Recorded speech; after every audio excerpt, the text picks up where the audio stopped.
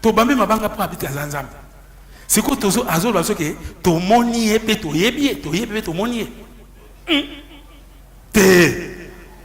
Philippe lui dit. Philippe alobaki na ye.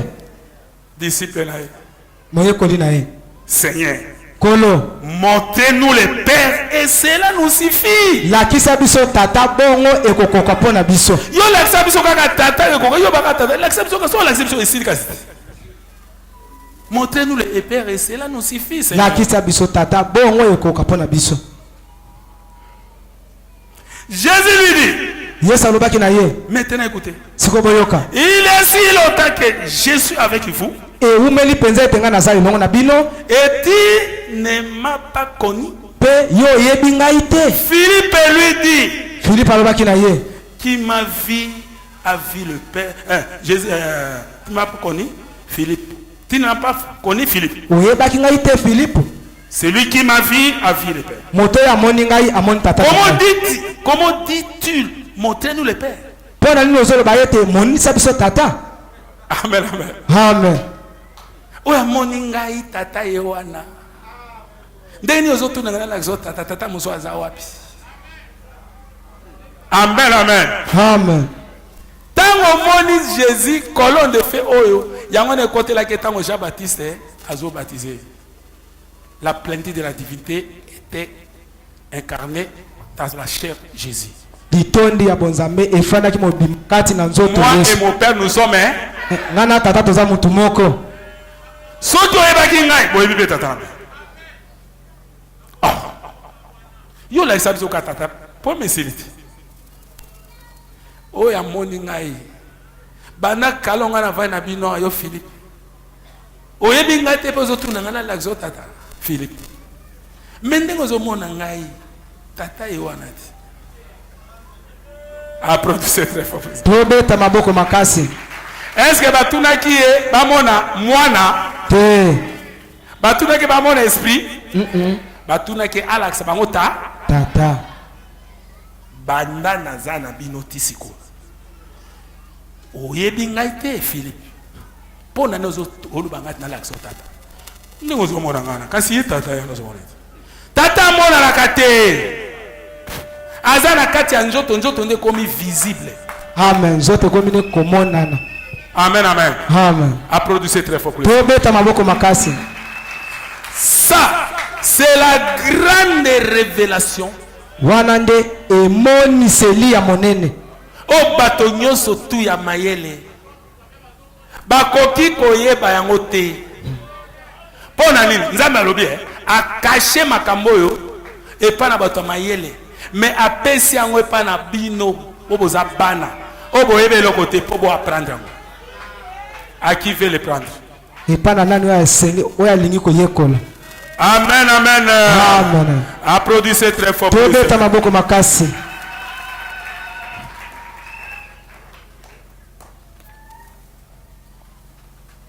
Le dit vierge 168. Eh bien, Nabongo, tout au commencement, Caïn éleva un autel. Omoni, Nebandeli. Kaina, atongela kinzambe autel. Il offrit un sacrifice, Asala kimbe kanae. adora et fit tout ce qu'Abel avait fait. Adorer. Nyoso ya sala kin autel na ezaka ndenge Abel asala ki. Bon, recevez bien ceci. Bobo kangano makambo bien. Sans la révélation de Dieu, Kozanga révélation ya nzambe. alors que toute l'église entière est fondée sur cette révélation, Kozanga révélation ya nzambe bandeko. Ozali banda. Njokande église nyoso to ya nzambe eztongami ko na révélation wana. Amen, amen. Amen. Vous savez baki je bâtirai mon église sur cette pierre. Nakotonga église na likolo na bibanga oyo. Jésus l'a dit. Yes, alobi. Sur cette pierre, je bâtirai mon église. Sur la vérité spirituelle révélée de la divinité suprême de Jésus-Christ. Likolo ya vérité oyo ya bonzambe eleki likolo oyo ezomonisama pona Yesu Kristo wana nde moboko libanga oyo kotonga église na yo. Amen, amen. Amen. C'est ça le fondement.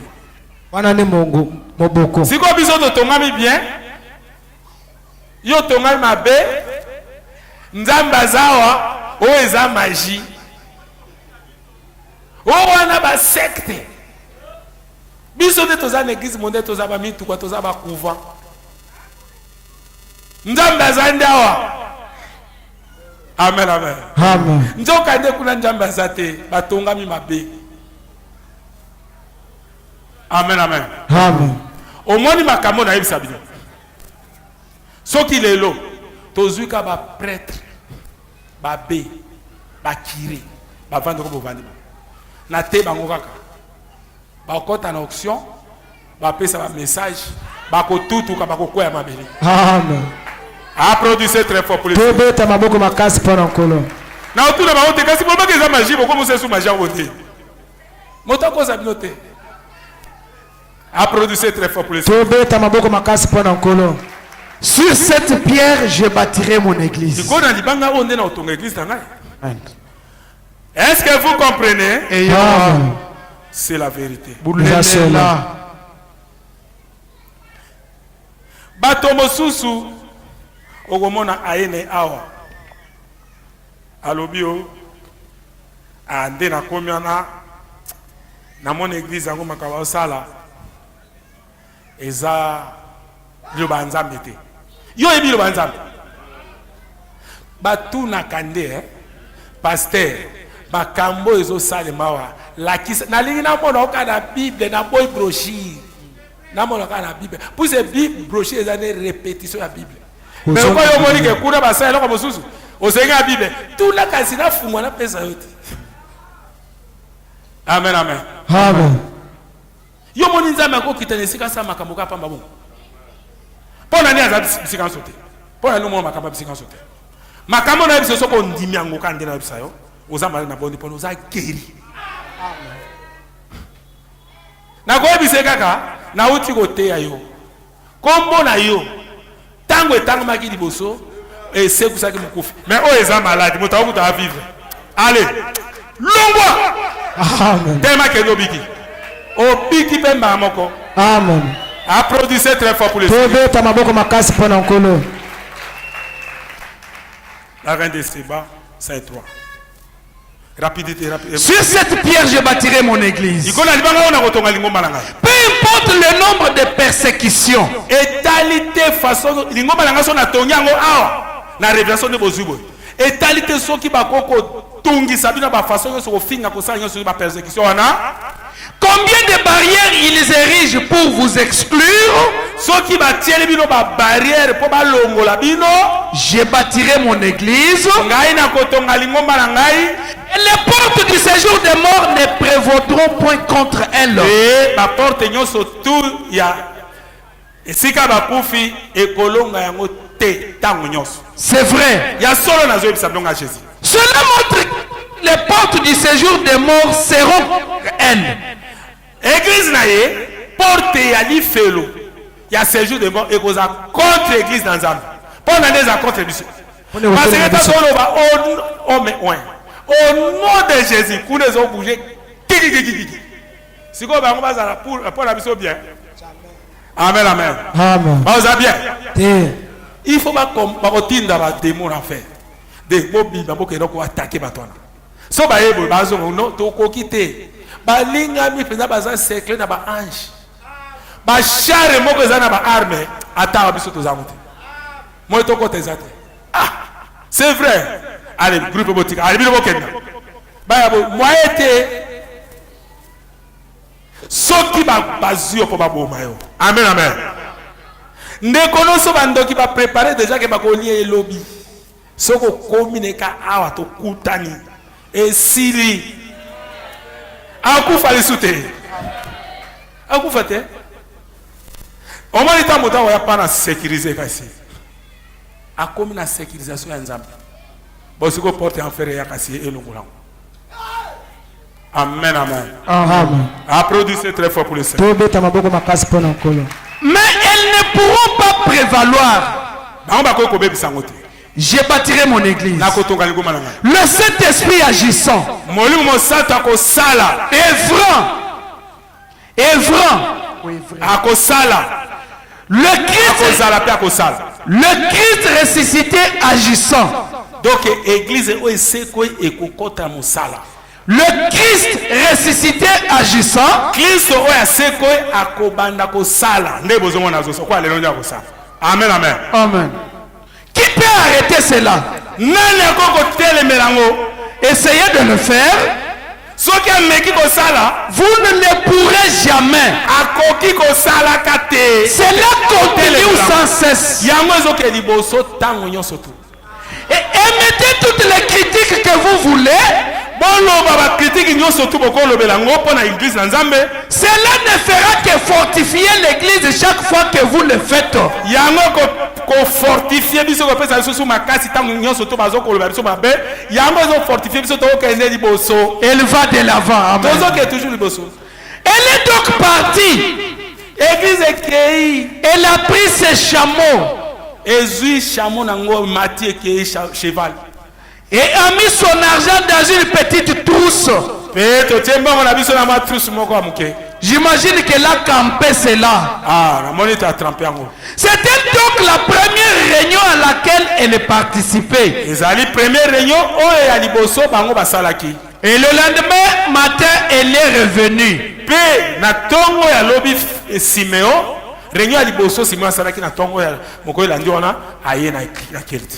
Je m'imagine qu'on avait sonné toutes les trompettes. Les cloches avaient sonné et les cantiques avaient été chantés. Amen, amen. Et un moment après, le pasteur Charles est venu à l'estrade. Amen. Amen, amen. Amen. Est-ce que vous comprenez? Amen. C'est la vérité.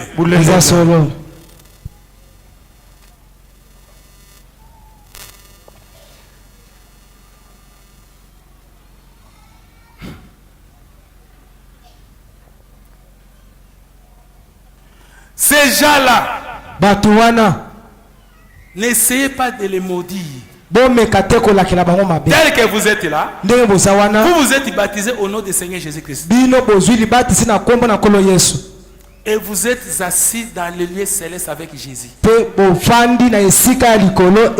êtes du peuple béni de l'Éternel. Que personne ne puisse user de vous maudire. Ça ne fera pas. Les 10 vierges 170. Nous l'avons lu l'autre soir là où il est dit. Ces gens ne seront pas une organisation. Amen, amen. Batoyo ndebozana bokotika kokoma dénomination te.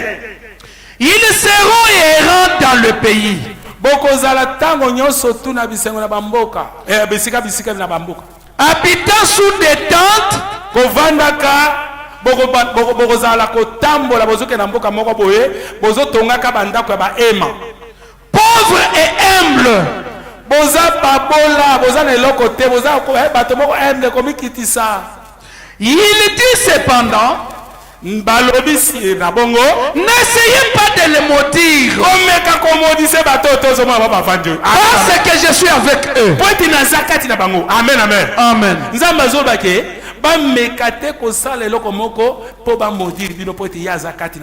Amen.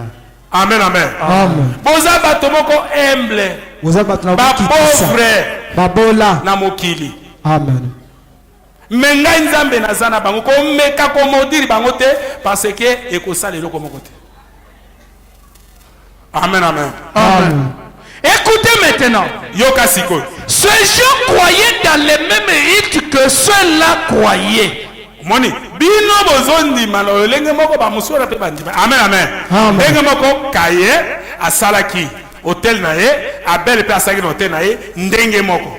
Nyoso kaya asaki ndenge moko abel asaki. Amen, amen. Amen. Biso be tozondi mandenge ma bondenge ni totongi anga bango pe batongi totie baba bango pe batie baba totie cher bango pe batie cher totie trône bango pe batie trône totangi bible bango pe batangi passer raka kalebe na sha baze siko vanda liboso bango pe ka bongo.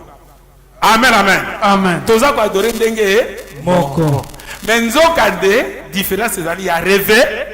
moniseli Abel azalaki révélé mais Kaye azalaki révélé te. Abel azalaki na Nzambe moniseli rejetaki mbeka ya Kaye pe acceptaki oya Abel. amen C'est la même chose. eza eloko moko Et ils adoraient le même Dieu. Tosambelaka Nzambe moko. Bango bazoba Nzambe azali, biso pe Nzambe azali. Nzambe tata, tozoloba, biso yebi Nzambe tata, toyebi Nzambe mwana, toyebi Nzambe msato. Mais tolobi ke na kati na banzambe nini ba personne wana, ezate ba eza ba trois personnes. Ezaka personne moko a mis se métamorphoser, azu ba forme mosusu. Mais bango ba séparer bango. ezaka moto moko oyo azwi Bango ba séparer bango. kasi bango bakabolie On voit différence na biso na bango. amen Pe matin na bango mabe. Mais ils n'étaient pas accompagnés de miracles et de prodiges. Amen, amen. amen Toza ko adorer nde mona bango biso église bango pe l'église. Mais miracle eza awa bango bazala ngo te. Israël avait un serpent d'airain, Israël azalaki na nyoka motako, un rocher frappé, azalaki na libango ebetamaki ebimisaki mai, la joie du roi, bazalaki na esengo ya mokonzi, la guérison divine, kobika ya babeli, les prophètes bazalaki na mosakoli, et toutes ces choses. pe makambo nyonso wana. Mais les autres n'en avaient pas. Bato mosusu bazalaki nango te. Amen, amen. Amen. Est-ce que à part le message ba église nyonso baza na prophète? Non. Baza na prophète. Prophète bato bakomi komikosa o mosakoli moko azala kuna mosakoli. Prophète azaka moko na tango moko. Bon wana ce sont des gens qui ont des dons. baza nde bato baza na makambo Ce ne sont pas des prophètes. baza na bango basakoli te Ce sont des prophétisés, ce sont des vases, baza nde bambeki des servantes et des serviteurs. basali ya basi mpe ya mibali Moi aussi, je suis serviteur. nga mpe naza mosali ya Je mobali ne suis pas un prophète. naza mosakoli te Un prophète, mosakoli c'est l'homme que Dieu a envoyé pour cet âge-là. eza nde moto nzambe atindi ye mpo na eleko moko Et il vient avec la parole de Dieu. ayaka nde na liloba ya nzambe Est-ce que vous comprenez? amen Et dans notre temps, mpe na eleko na il biso n'y a qu'un seul prophète. ezaka na mosakoli moko Son nom c'est William Maro Branham. nkombo na ye william mario C'est lui Branham. qui est venu avec le message. ye nde moto ayaki na sango En dehors de ce message-là, libanda na sango na ye c'est la mort. eza nde kufa Parce qu'il n'y a qu'une seule vérité. mpo ete bosolo ezalaka moko Applaudissez très fort. tobeta maboko makasi Les autres n'en avaient pas, ils avaient le rituel sans la bénédiction et sans l'huile. Bato mosusu baza na oyo te toza nango ba bazalaka na olengi ya kosambela me kosambela na bango eza na mafuta te pakola me eza te. Amen. Applaudissez très fort. tobeta maboko makasi mpo na nkolo C'est la vérité. eza solo Merci Seigneur Jésus. matondi nkolo yesu Lisez jusqu'ici. Lisez rapidement. Identification 118. Paul s'était humilié à partir de la position importante. Amen, amen. Amen, amen. Ouais. Paul, oyo atakaki pa na Gamaliel. Amikitisaki na ngambo ya partie oyo eza important. Amen, amen. Amen. Ce que je vous dis, nazoyebisa c'est bino la partie importante. eza eteni eleki motuya Il faut s'humilier. esengeli yo mikitisa Amen, amen. amen Vous dites, mais frère, je suis un responsable de district. Ozolo bao, passez Charles. Nga naza responsable ya district yo bake nga na yebe lokote. Peu m'importe ce que vous dites, Etalité soko za nani. je vous demande de position présente. Ngai nazo tuna yo. Si makamu nazo teya. Oyebisa nga naza responsable naza pe na église. Nazo loba na yebi etalité soko za nani. Nazo tuna yo nde. Partie importante o nazo monisa. Pona yo. Olobi nini. Quel est votre actuel caractère? Caractère na yo pour le moment. Nazo tuna yo olobeli yango ni. Pona biso ke Paulo assimiliaki. mpola mikitisaki Azaki pe quelqu'un qui est important. azalaki mpe moto ya motuya Azaki pe na district. azalaki mpe na esika ne ya mosala ya monene Mais ami, c'est Emilia qui défend la chose importante. kasi amikitisa ye liboso na eloko ya moto. Ne yo nazotuna pour le moment na caractère actuel na yo. Est-ce que position na yo pour le moment olobi nini na oyo zoyoka? etelemelo na yo mpo sikono. Qu'est-ce que cela fait pour vous? Eloko nini ya sali po na yo? À quoi seriez-vous identifié? Yo kozala identifié na nani?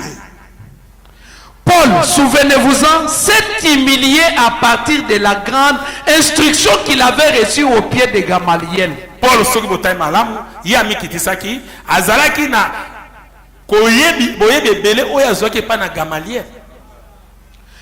Gamaliel qui avait été son grand enseignant. Gamaliel nde azalaki grand enseignant ya Paul. Et c'était quelqu'un d'important. Puis azalaki moto moko ya botu ya ngambo. Il était homme. Azalaki moto munene. Mais ici, pour obtenir que la Dieu croisse sans cesse. Awa ye mikitisaki pona ko croire kondimelo bana nzambe pe atikala nango libela. Il donna sa vie pour ça. Apesaki po mone pona. Amen amen. Amen. Yo kondima sikoyo mais après quelque temps yo wana nozomono ozongisa bisiko sambela de konanga. Ozana molimo aliwa ubozana. Vraiment. Bato buzwa ya combien? Si maman na ye wana akesu kokota na biba osali kuna. Ezani succès ou bien le banzambe ozola. Amen amen. Amen. 119. Moïse venait du trône où il devait devenir pharaon. Moïse pe utaki na trône na ye o esika o ye alingaka koma pharaon. Pour apporter la parole de Dieu dans le désert. O etambe malinglo banzambe na kati na biyiki. Jésus est venu du ciel pour vous donner la vie. Yesu on azote ya yo ye. Autaki likolo ye pona kopesa nde obomo na seko. À quel groupe êtes-vous identifié? Si qu'on azotuna yo groupe nini nde tozana se yo za identifié na groupe nini. Na bato bandimeli ye to na bato bawangani bandimeli ba théologien. Pour trouver un moyen de se refléter. Pour être tozana le moyen ya koyeba yo. Ozana groupe nini. Comme une lumière brillante. Lokola moi polem o ezongenga to mona to yeba yo. Pourquoi ferait-il cela? Pourquoi ferait-il cela? Pona nini yozo sala yango? Pona yozo sala. Avec votre caractère actuel, de quel côté vous seriez-vous rangé à l'époque où Jésus était sur terre? Côté nini yo kokaki komitia na tango o Yesu Kristo azaki ana se olingo za côté. Amen amen. Amen. Puis c'est kuna zaki na deux côtés. Bambosu ba rejetaki, bambosu ba ndimaki. Est-ce que vous comprenez? Amen. Ba ndimaki bazaki muke. Mais oya ba kaifa wana bana tu ebele. Nde nazotura yo ke côté ni yo kokai kozala na tango Yesu azaki ana se olinga kozala ngambo nini. Alors que les grandes dénominations et les grands théologiens étaient tous contre lui. Nzokande bato aliki ndope ba ngomba ya minene bazaki contre Jésus. Et que tous les enseignants et tous les théologiens de l'époque étaient contre lui. Bate nyoso tu ya tango wana bango bazaki contre Jésus. Tous les enseignants de la Bible étaient contre lui. Basenya nyoso tu batanga ba Bible. O batanga batea ka Bible bazaki contre Jésus. Mais contre quoi? Contre quoi? Bazaki contre nini? Contre la parole précise de Dieu pour cet âge-là, rendu manifeste, identifié Dieu lui-même.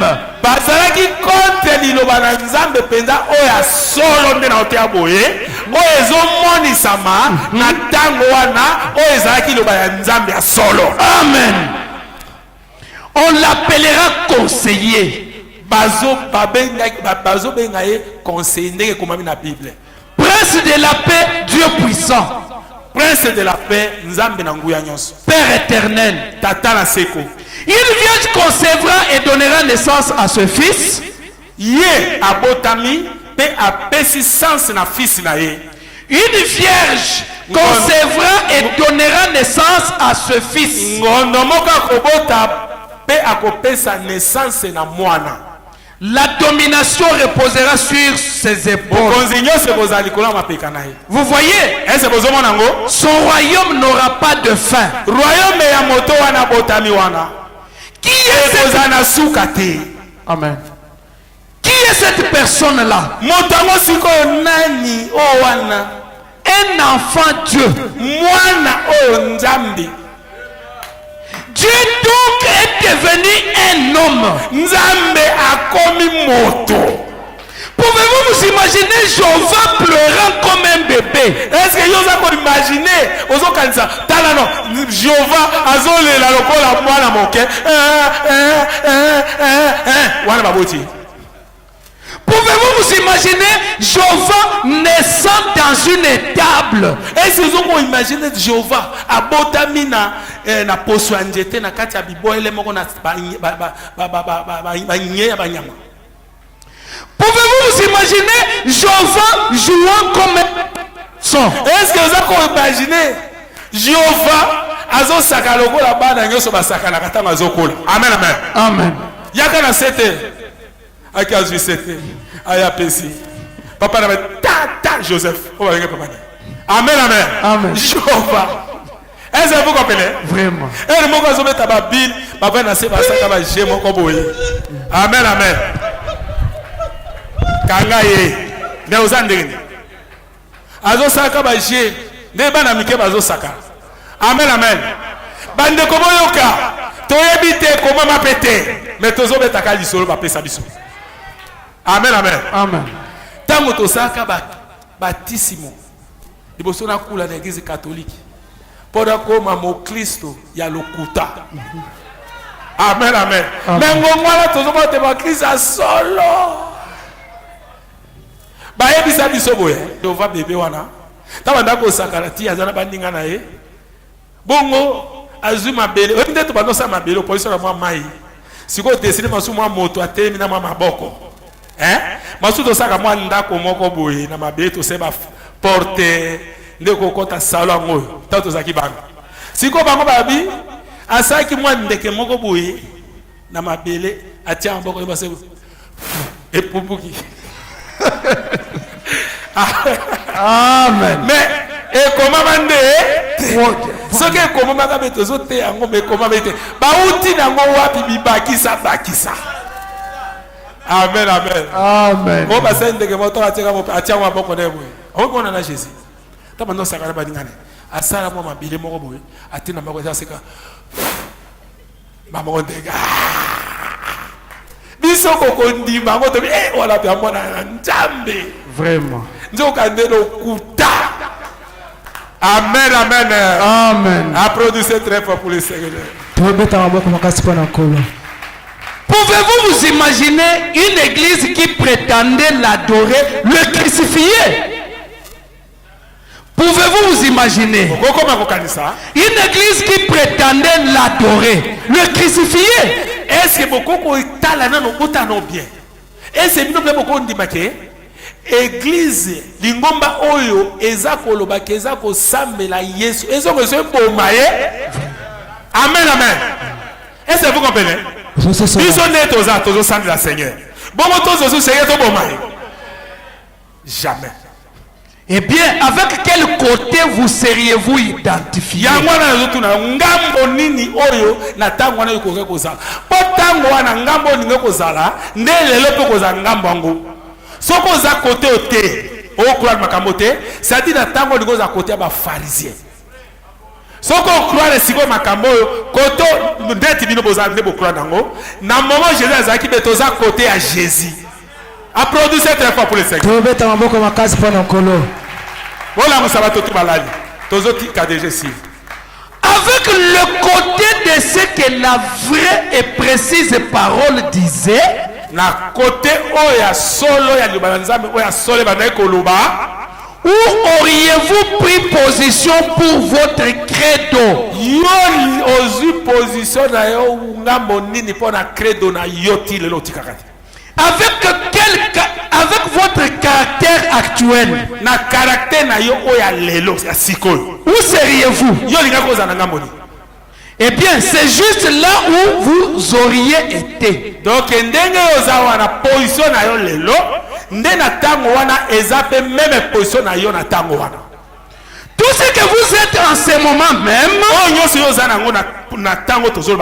c'est exactement ce que vous auriez été là-bas. C'est nettement défini. Amen. Applaudissez très fort pour le Seigneur Jésus. Amen, amen. Amen. C'est la vérité. Apocalypse chapitre 4, 3, 204. Si vous recevez votre lumière d'un séminaire, si yo oyambi lumière na yo, oyo ya séminaire, vous refléterez le séminaire. Okomonis ozapeka ka séminaire.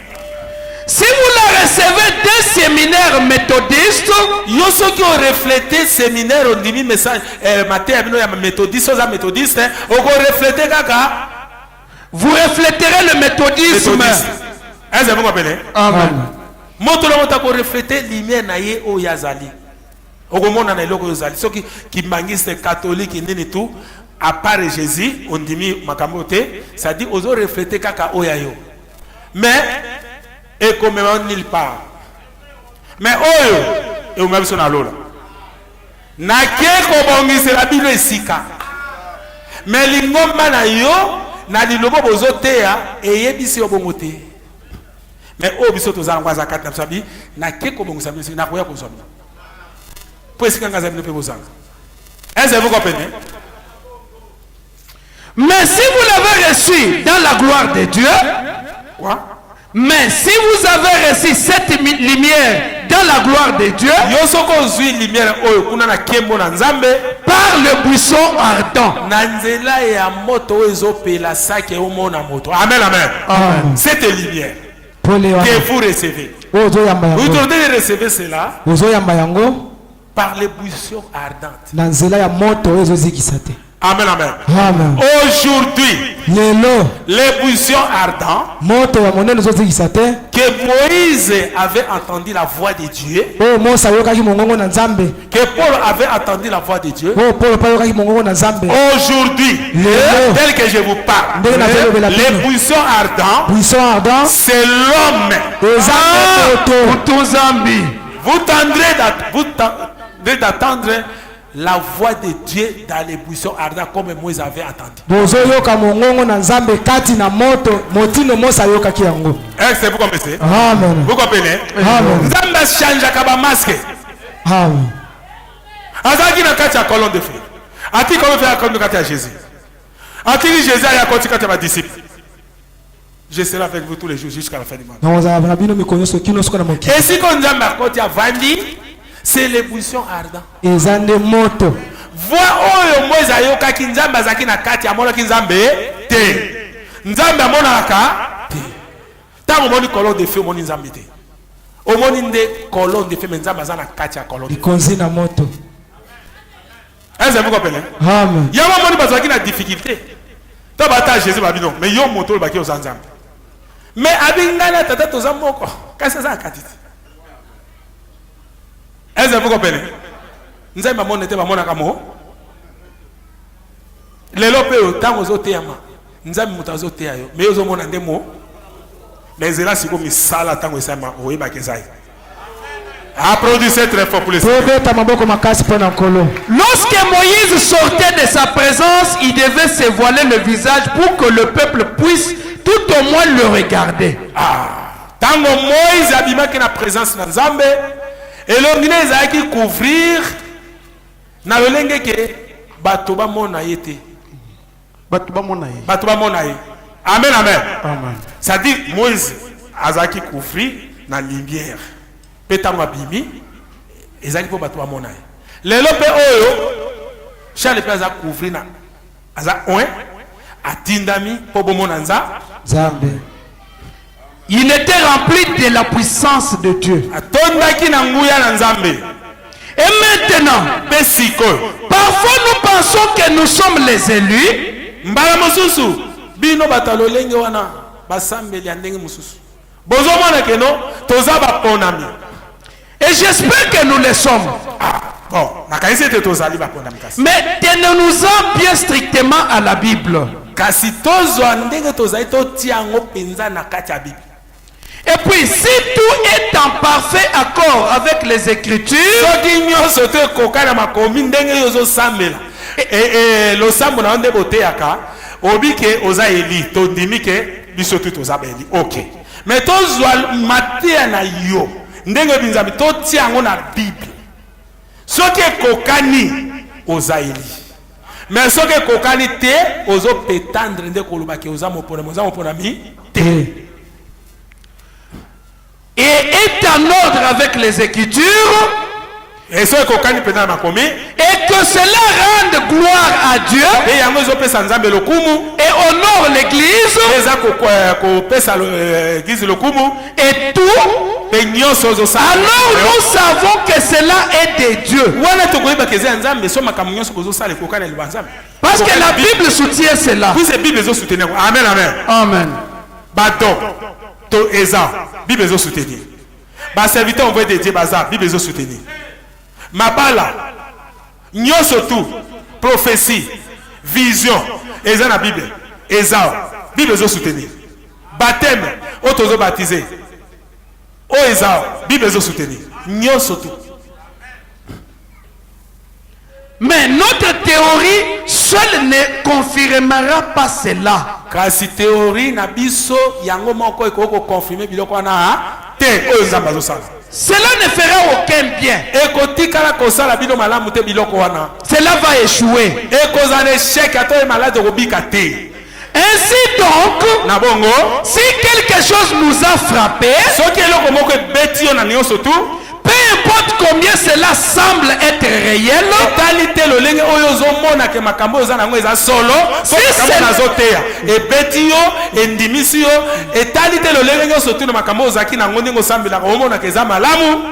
si cela n'est pas correct, si cela n'est pas scripturel,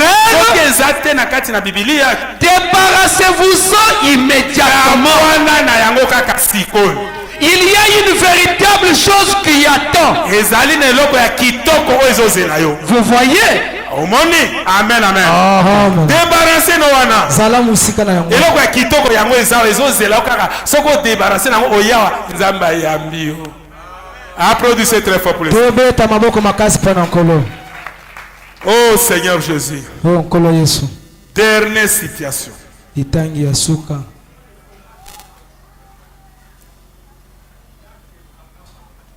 Écoutez. Toyoka.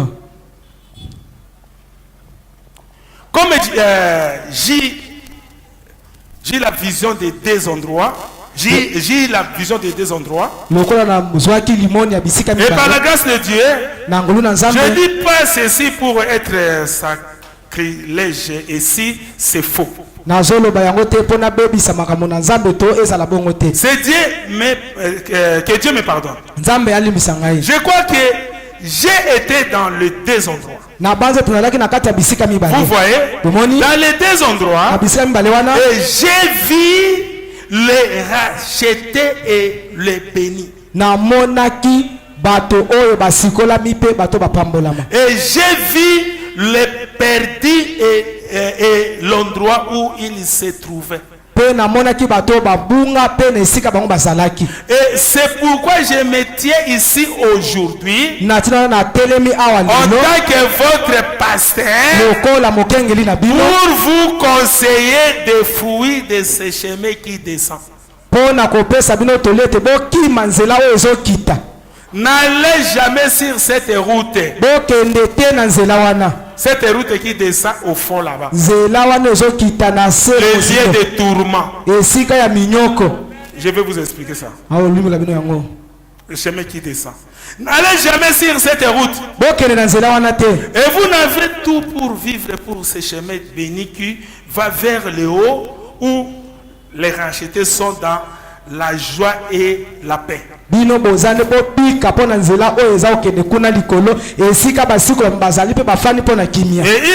peuvent pas pécher. pe bango bakoki kosumuka Ils ne peuvent pas avoir du chagrin. bakoki kozala na bapasi te C'est impossible. eko kosalema te Là, il n'y a rien de cela. kuna eza na eloko moko ya bongo te Ils sont parfaits. baza na kobonga be J'ai vu les deux endroits. Je sais que c'est une forte déclaration que quelqu'un peut faire. namonaki bisika mibale wana pe eza etatoli ya makasi oyo moto akoki koloba yango Mais Dieu étant mon juge, kasi nzambe kozalaka mosambisi na je ngai crois solennellement que j'ai vu les deux endroits, je les crois. nazoloba pena solo te namonaki bisika mibale nazondima yango Amen, amen. amen Ndenge tozawa, ndenge yo ndimi, so makambo eza contre na Bible. Comment koyeba ke eza na bisika mibale, au prophète amonaki, amataki likolo na 6e dimension,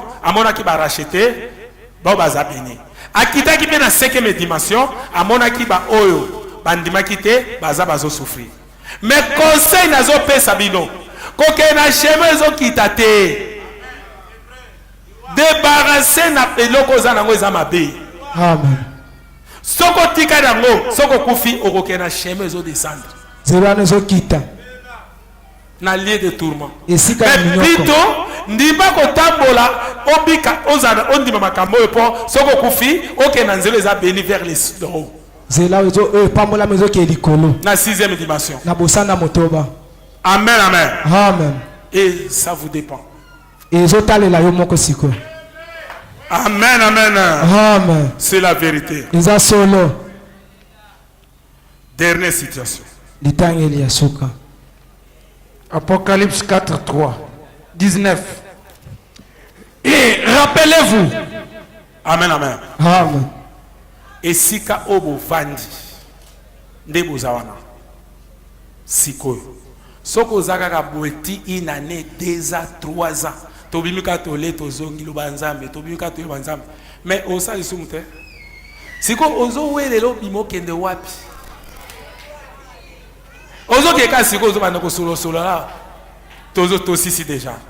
Amen, amen. amen Tangi la biso. Tala. Est-ce siko bozoka? Nayebi ke molunge ezali. Est-ce lokuta? Est-ce vatilateur ezako sifi? te Molunge makasi. Mende kolanga. Nengo zawana. Ozo préparer pour za nzela ozoma. Molunge osepela lango. Posoko kufisa ke ozala obwe makambo ozana bisika ba climatiser. Pe fausseté, tango kufi ko kena chemin ozo faire de okoke na nzela oyo ezokita na se molunge eza kuna yango te. Kuna ozotoka ti atotie base tondi obimi otie tondi bongo na bongo. Est-ce a okopesa na déjà sani oyo tondisi mitokino. Applaudissez très fort. et rappelez-vous qu'il y a 2 grandes choses qui se passent. Comment koyeba ke eza makambo minene pena minene mibale oyo ezoleka. Cela n'est pas connu du monde. Yango eyebani na mokili te. Jésus est venu, il a vécu, il est mort et s'est offert en sacrifice. Yesu ayaki abiki awa akufi babomiye meka. Il est retourné dans la gloire et des millions de gens n'ont jamais rien su à ce sujet. Azongi na kembo na nzelo ke likolo. Pe batebele bayebi te eloko nini moto ana sala pe nangi azongi. Batikali ka ndengwana. Vous voyez, Est-ce que vous avez ce n'est pas quelque chose de fleuri, de glorieux, de grandiose. Eza eloko ti neti batela ba fleur. Ezongenga ya munene po ya attirer bato. Il est venu chez les siens. Ayeba na ba oya yemoko. Que celui qui a des oreilles entende ce que l'Esprit dit aux églises. Oya zana matoi ayoka o molimo ezoloba na lingomba. Non pas à ceux du dehors. Il n'est pas venu à ceux du dehors. Ayete pa na ba oya libanda, ayete po na ba oya libanda. C'est à l'église. Ayende po na bino ba oboza a. C'est l'église qui est secouée. Église ne moto secousse. Mais libanda te. Amen, amen. Amen. Est-ce que tango bazo sa ba persécution? Est-ce que bazo persécuter ba libanda?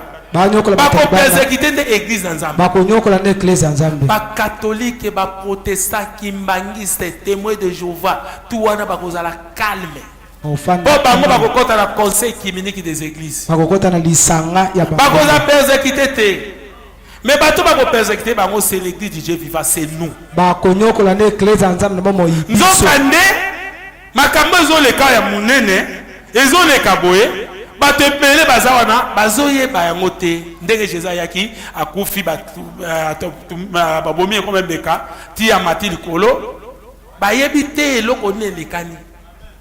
Est-ce que vous comprenez? Amen. C'est la même chose aujourd'hui. Eza motindo moko. Amen, amen. Amen. Applaudissez très fort. Tobeta maboko makasi. To terminer wana, to continuer dans le ciment. Son attend yango bien penza. Applaudissez très fort pour le Seigneur. Tobeta maboko makasi.